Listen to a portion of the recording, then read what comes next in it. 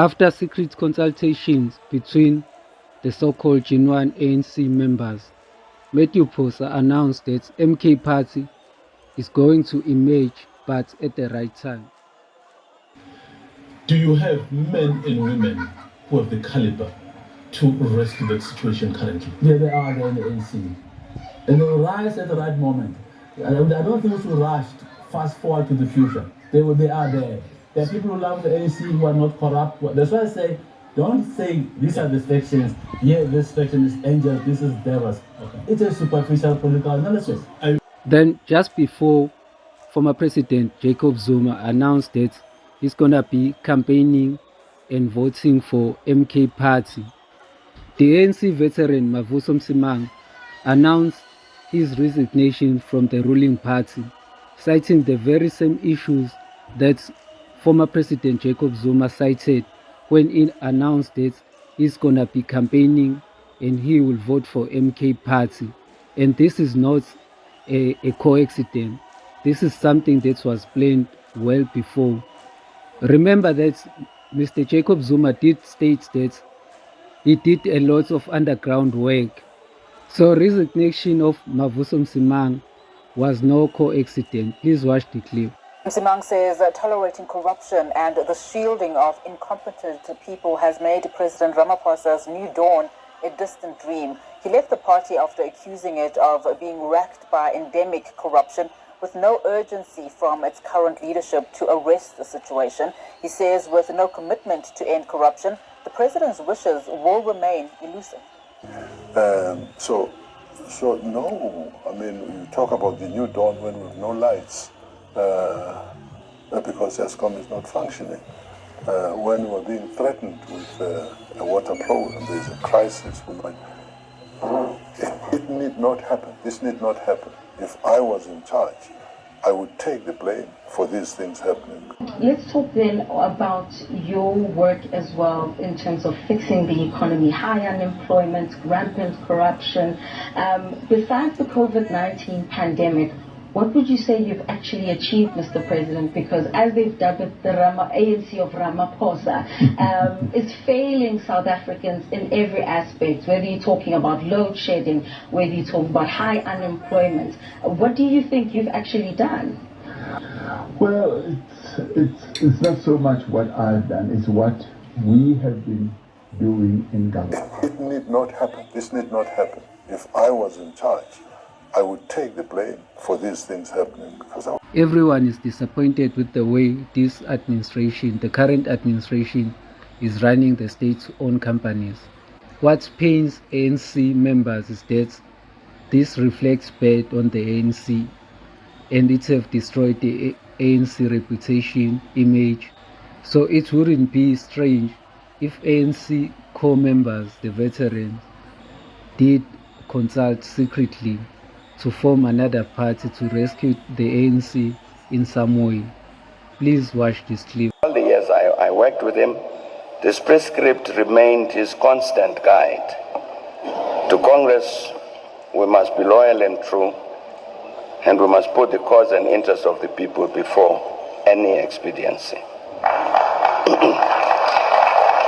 And never would he depart from any action which would violate these two principles. That is loyalty to the ANC and its values, and commitment to pursue the interests, genuine interests of the people. Former President Mr. Thabo Mbeki stated that counter-revolutionaries disguised as ANC members have managed to subdue the ruling party, and they are busy destroying the SOEs and the country as a whole. Please watch this clip. That's the reality we've got to deal with. So the question remains, what do we do to defeat these people who systematically want to destroy this democratic state? Who are they? If Brian says to me, load shedding came back to ESCOM after Mr. Cyril Ramaphosa, following the 1 billion rand Nazareth conference, was appointed president of the country. What was and was seen to be abnormal 20 years ago, in 1997, would become the norm by 2017. Hence, the observation made by Secretary General Mandashe concerning fight for deployment among ANC members as if there is no tomorrow. This means that the historic value system of the ANC has become so corrupted that its replacement, that is unprincipled access to political power, and the related corrupt self-enrichment have in fact become the norm within the organization.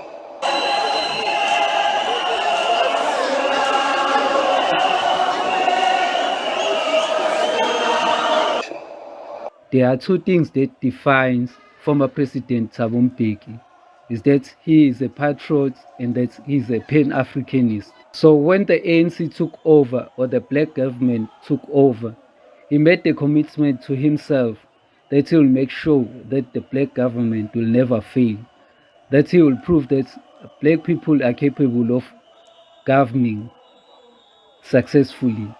So when he sees the country in the states that it's in, where the SOEs have failed, everything have failed in South Africa, water shortages, load shedding, unemployment, economical downgrades, and so on.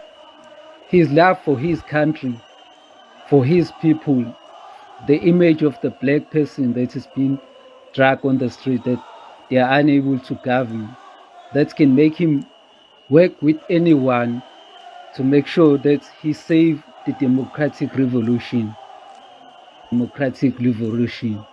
Then now you are aware that you wouldn't hesitate to work again with the former President Jacob Zuma just to preserve the ANC and to save the black government. Please watch.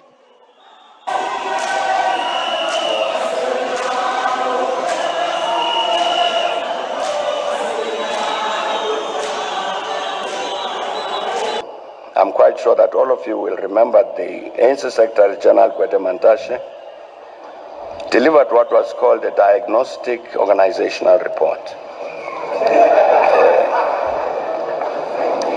in which he said, among other things, quote, "We owe it to ourselves first, the movement and society, to analyze in detail the implications of a liberation movement that has ascended to power and therefore controls huge resources. Being in power is rapidly becoming a source of political bankruptcy. In that members of the ANC fight for deployment, either as councillors, MPLs, and MPs, respectively, as if there is no tomorrow." And he said the use of money to buy votes or elections in the party is at the heart of the decline of the quality of the structures across the board. Money has replaced consciousness as a basis for being elected into leadership positions at all levels of the organization. And he said the ethical behavior of leaders is no longer an issue, as it has been replaced by status. And he said cadres of our movement should be guided by values of honesty, of humility, of hard work, of commitment, of sacrifice and selflessness.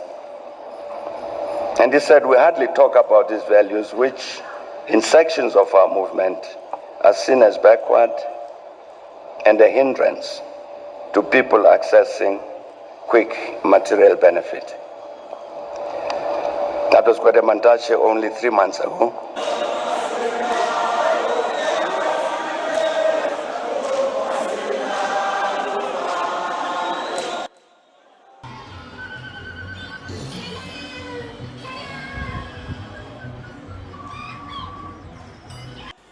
We defeated load shedding in August 2015. On the 8th of August 2015, we stopped load shedding. And we never had load shedding again for 3 years after I had left ESCOM. Load shedding came back to ESCOM after Mr. Cyril Ramaphosa, following the 1 billion rand Nazareth conference, was appointed president of the country. That's when load shedding came back. And after he was appointed president of the country, and he in turn appointed the smooth-talking and dictatorial Pravin Gordhan as Minister of Public Enterprises.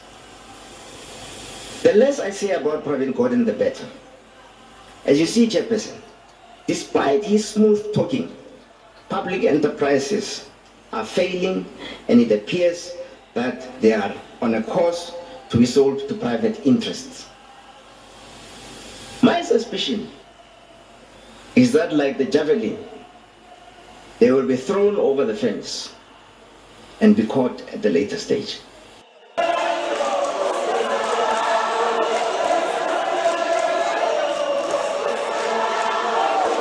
What do you say? Nothing. Brian Molefe is highly prejudiced, and I'm afraid we're going to lose him at ESCOM. And if that happens, Trudy Matunsela must take the blame, because ESCOM has recovered in an incredible way. No organization comes from zero to an EBITDA of 23 billion. It's organization.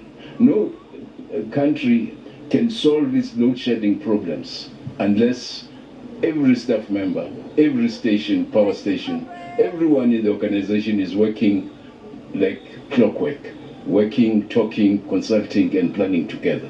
Brian did that for us.